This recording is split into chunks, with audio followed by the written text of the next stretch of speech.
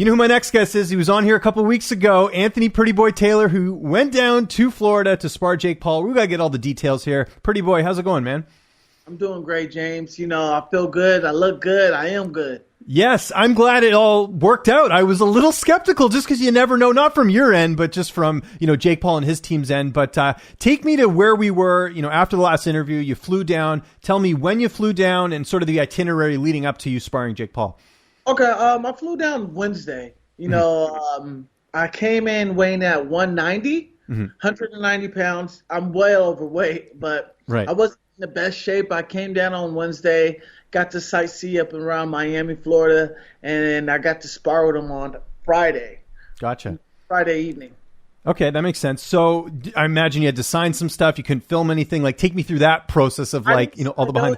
I didn't sign no NDA. Okay.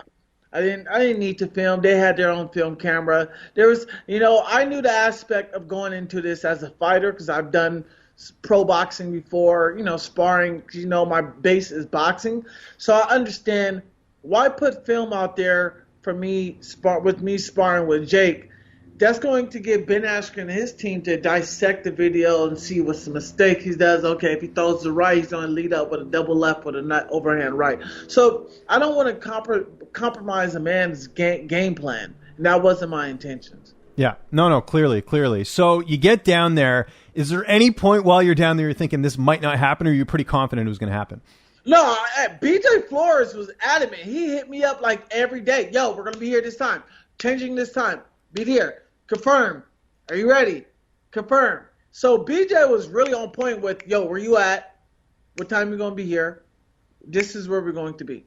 Okay. So what time on Friday did you spar him? I want to know sort of the details of that. We sparred around, I got there at like 7:30, but we didn't really spar till like 8:30. Jake Paul had to warm up, do his regular routine, stretching and everything. I'm a fighter, and we do a little stretching, and we just go ready to spar. That's how it is at the body shop, Yeah. I'm used to sparring. We spar with no headgear with 10-ounce gloves. That's how we spar. That's what we're used to doing. So, that's how it went down. So we started like at 8:30. Okay. And who went down there with you? Because I think last time you mentioned it was going to be AJ or Antonio McKee and Baby Slice, I think was going to go down. Who ended up going down? Last minute thing, Antonio had a son and everything, something with his son, so he had to stay. But I contacted Luis Pena, one of my boys. Oh, nice. Okay, I know Luis, yeah. King Mo and Luis Pena. King Mo couldn't make it because his daughter, was an emergency with his daughter also. So Luis I got you. I'll be there. So, I came down there. Luis let me use his gloves, headgear, and the things that I needed to prepare myself for the fight. Well, the sparring. All right, so the big question, how'd it go? It went good.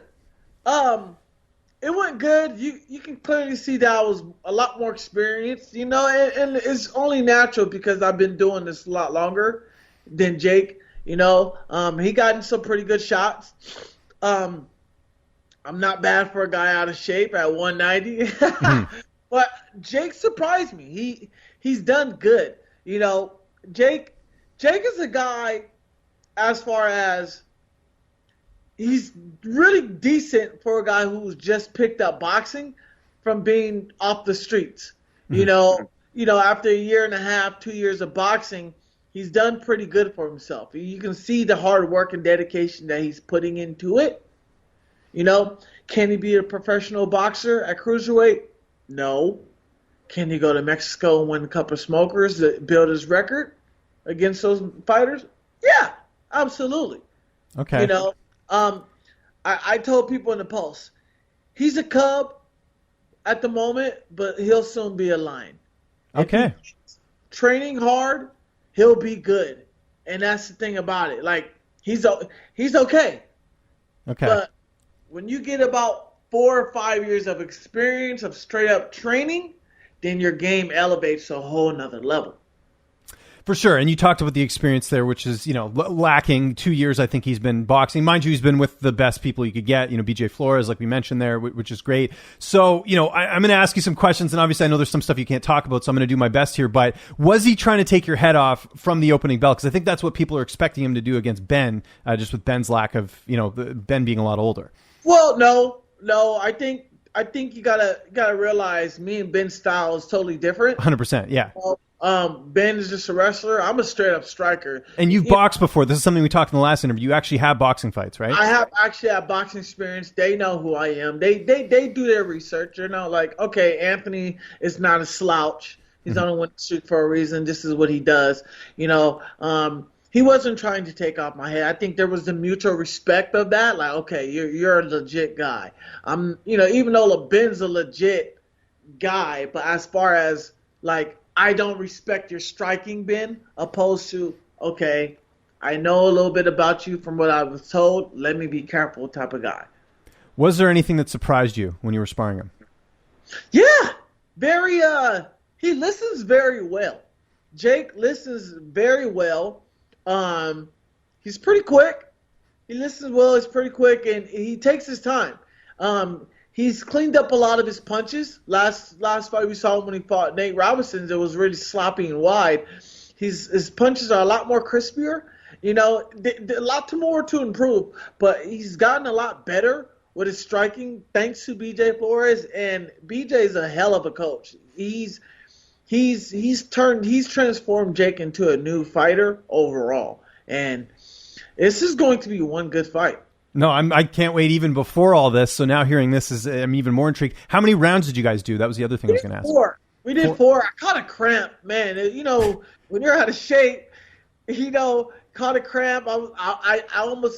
I tried to skip out on the fourth round because I was like, man, I can't breathe right now. I'm cramping up. And B's like, nah, come on, give us that fourth, man. You promised. I was like, all right, I'll just muster it up. That fourth one, man, when you cramping up, eating pizza on your way to the sparring, this ain't a good thing. But we did 4 rounds, and then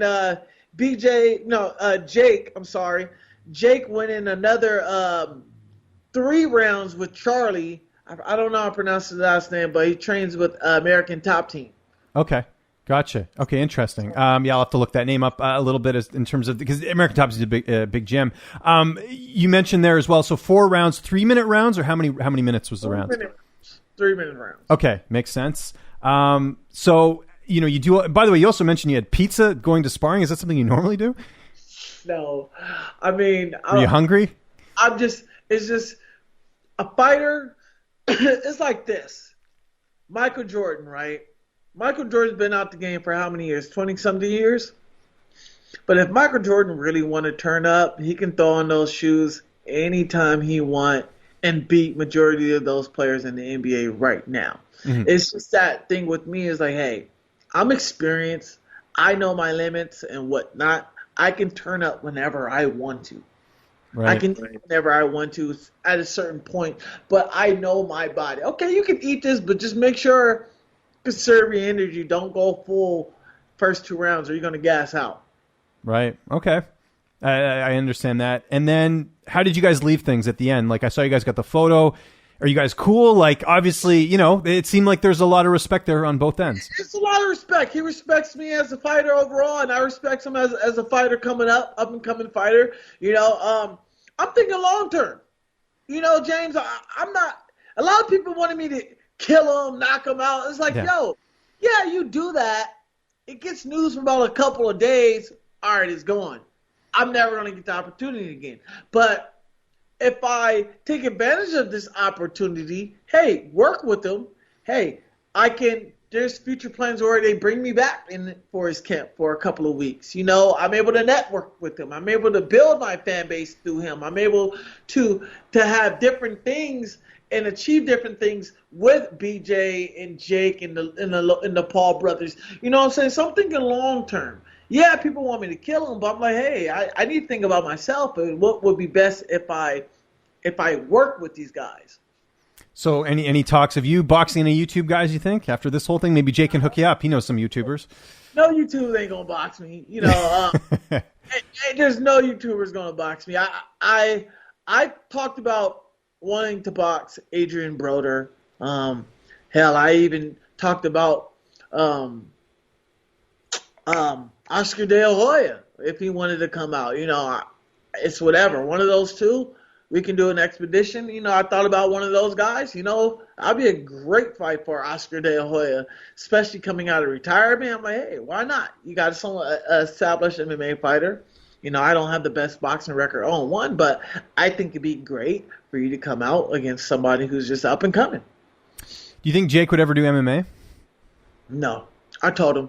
I asked him, you should go to MMA. And there's no money in it for him either, right? Like if you want, and he'd have to really dedicate. I mean, there's so much that goes into being an MMA fighter. We know that, right? So yeah, I honestly think he'd be more successful in MMA. Money-wise, he'll make more money. He'll make more money in boxing because of his following.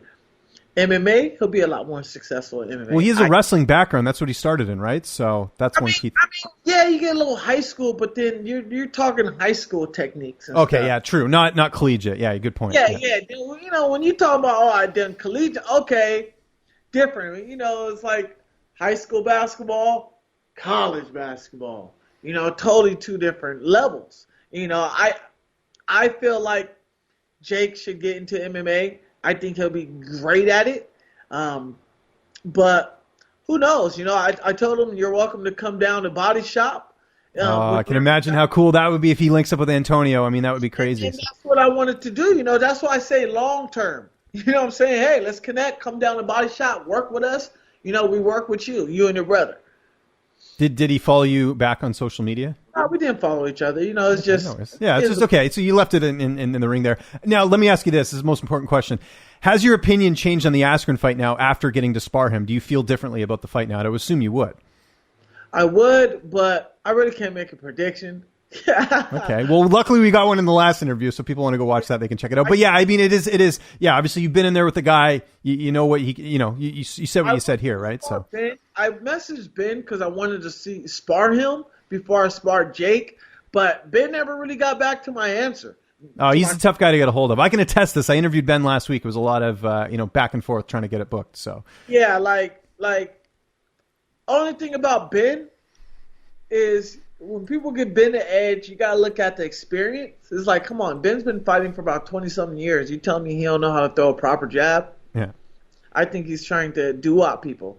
They say he has shit boxing, but why have shit boxing? I mean, people don't really see Khabib strike because Khabib's taking everybody down. But when you saw him strike Conor McGregor and Justin Gaethje, you see what happened.